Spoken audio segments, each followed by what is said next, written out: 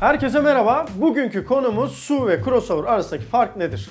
Son yıllarda herkesin dikkatini çekmiştir. Birçok farklı modelde, yani mesela B segmenti, C segmenti, D segmenti, E segmenti, hatta üstü F segmentinde yerden yüksek araçların sayısında ciddi bir artış var. Hepimizin hoşuna gidiyor bu. Gerek yerden yüksek olması dolayısıyla arazi kabiliyeti, gerek altının sürtmemesi, kaldırım gibi yerlere çıkılabilmesi, görüş kolaylığı gibi durumlardan dolayı insanlar büyük bir ilgi içerisindeki bu tip araçlara. Üreticiler tarafından genellikle SUV ismiyle adlandırılıyor olsa da crossover isminin de kullanıldığını yaygın bir şekilde görüyoruz. Ancak hangi aracın SUV, hangi aracın crossover olduğunu tam olarak bilemiyoruz. İnsanlar da bu konuda ciddi şekilde kafa karışıklığı yaşıyorlar.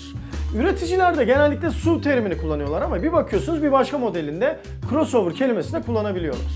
İşte bunun çeşitli ayrım noktaları var. Biz de bugün bu konulara değineceğiz ve SUV ile crossover farkını geçmişten günümüze kadar olan çeşitli örneklerle açmaya ve netleştirmeye çalışacağız.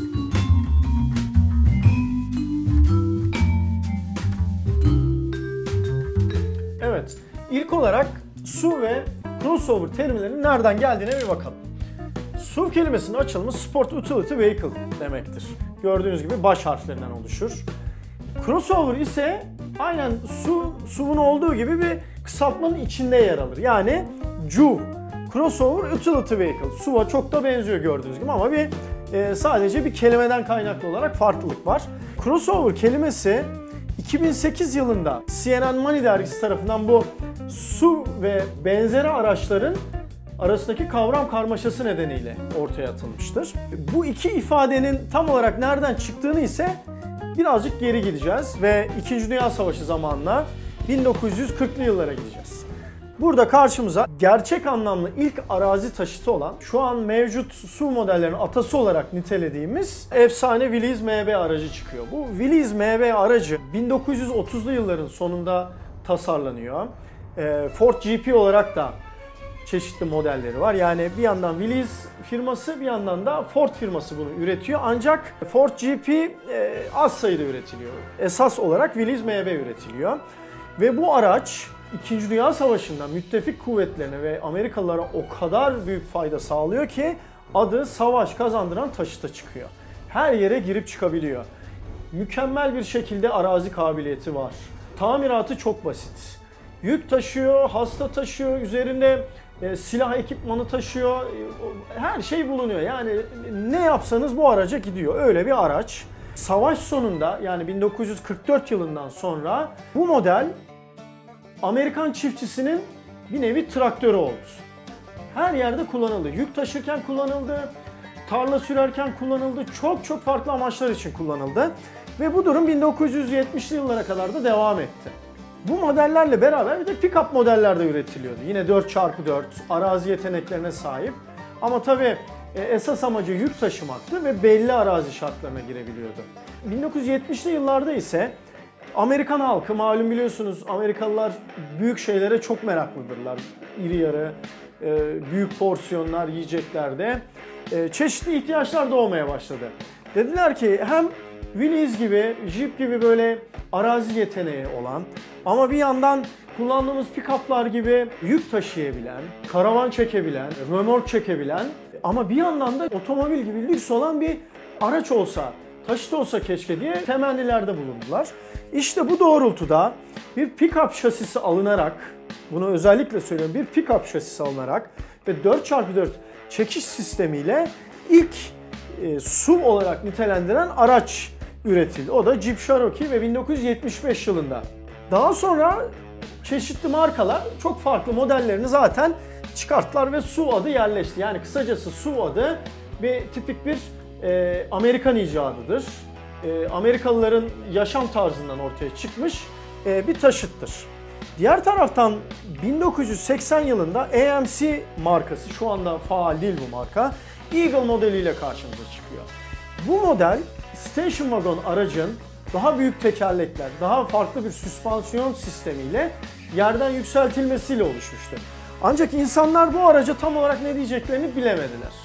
Yani bu bir SUV değildi, bu bir station wagon araçtan yükseltilmesiyle oluşturulmuştu. 4x4 çekiş sistemi de vardı ve yine aynı diğer araçlar gibi araziye girip çıkabiliyordu ama çok da konforluydu. Biraz daha yeri alçak olduğu için, otomobil özellikleri taşıdığı için de normal düz yolda da daha konforlu özelliklere sahipti. Ancak ismi belirlenmemişti. Yani buna da işte SUV denilebiliyordu. O tip farklı yakıştırmalar yapılıyordu. Bu tarihten sonra da çeşitli bu tip modeller, yerden yükseltilmiş modeller ender olsa da karşımıza çıkmaya başladı. Ta ki 2000'li yıllarda bu tip modellerin gerçekten aşırı şekilde ortaya çıkmasıyla daha demin de bahsettiğimiz gibi CNN Money dergisi bu tip araçlar için, yani otomobil şasisi kullanan ama yerden yükseltilmiş modeller için crossover kelimesini kullanmaya başladı. Buradaki en önemli ayrım şuydu. Dediğimiz gibi otomobil şasisi kullanan. Yani hatchback bir model olur, station wagon bir model olur, sedan bir model olur. Bunun şasisini kullanıp yerden yükseltilmesiyle bir araç elde edildiği zaman o zaman crossover oluyor şeklinde yakıştırmalar başladı. Peki o zaman SUV tanımı nasıl yapılacaktı? Yani SUV neydi? Madem bir araç bu şekilde crossover oluyorsa SUV da şu şekildeydi.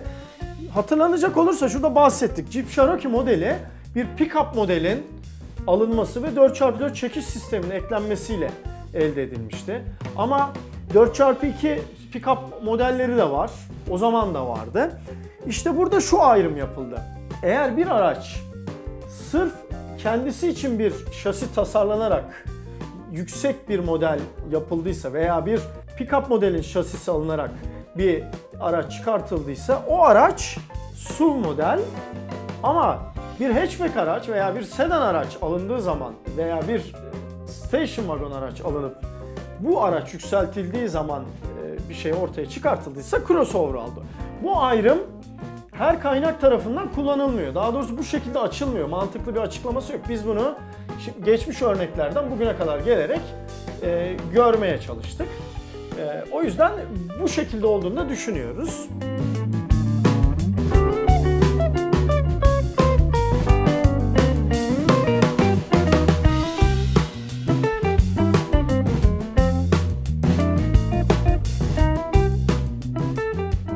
Evet, tablomuzu hazırladık. SUV ve crossover olarak farklı segmentlerde farklı modellere örnek verdik. Burada SUV modelleri izah etmemize gerek yok. Görüldüğü gibi hepsinin de kendisine özel platformu mevcut. Crossover modellerde ise Renault Captur, Renault Clio platformuna, Volkswagen Tiguan, Volkswagen grubu bünyesindeki Skoda, Seat, Audi'nin bazı modelleriyle aynı platform olan MQB platformuna, Nissan X-Trail, Renault Megane, Renault Talisman, Nissan Pulsar ve benzeri modellerin platformuna, BMW X5 ise BMW 5 serisi platformuna sahiptir. Evet, görüleceği gibi bir aracın SUV olarak nitelendirilebilmesi için o aracın ve benzerlerinin sadece kendileri için tasarlanmış bir platforma sahip olması gerekiyor. Crossover araçlarda ise hatchback, station wagon veya sedan tipi bir otomobilin platformunun kullanılmış olması gerekiyor. Kısacası bir aracın SUV veya crossover olması o aracın kasasının büyüklüğüyle veya motorunun büyüklüğü veya gücüyle ölçülemez. Bütün olay şasidedir. Bizi dinlediğiniz için teşekkür ederiz.